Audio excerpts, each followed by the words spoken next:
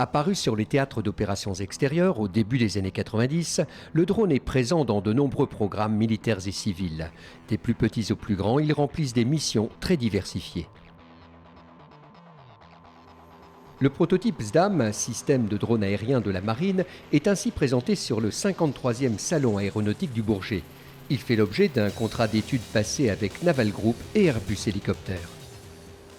Le but de ce contrat est d'avoir un démonstrateur qui volera en 2020, puis des essais à la mer en 2021 qui permettront de développer les briques technologiques qui nous permettront ensuite de lancer le développement pour un premier série en 2028.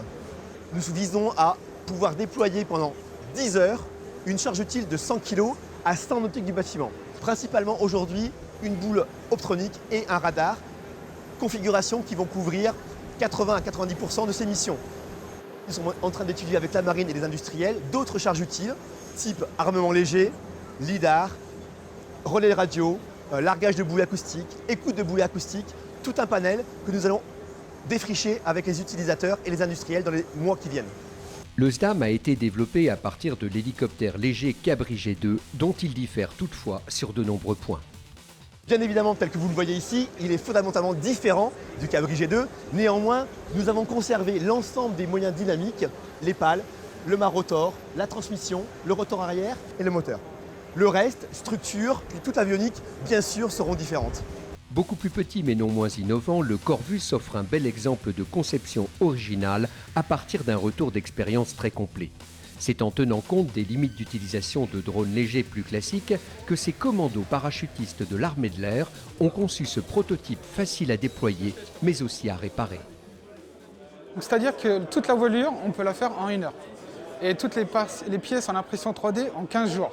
On a un objectif à les reconnaître ou à observer, et du coup on va pouvoir envoyer le système drone sur l'objectif à observer. Et donc faire du renseignement d'ambiance pour la planification, pour les phases d'action ou post-action. Le Corvus tient à la fois de l'hélicoptère et de l'avion.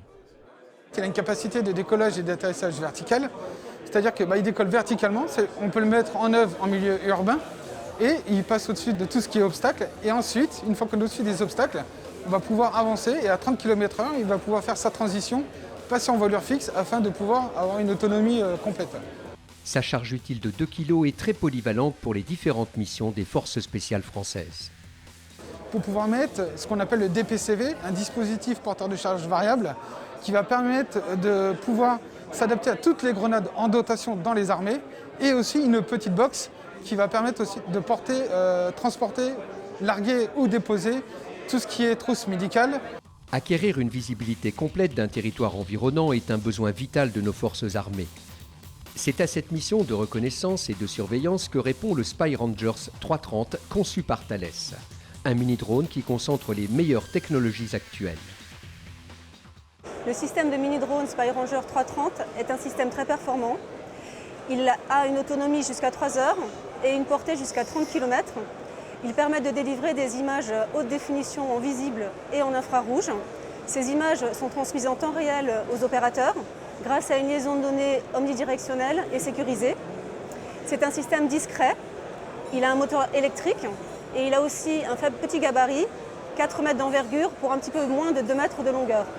Il est destiné à des missions de reconnaissance, de renseignement et de surveillance pour l'armée de terre française.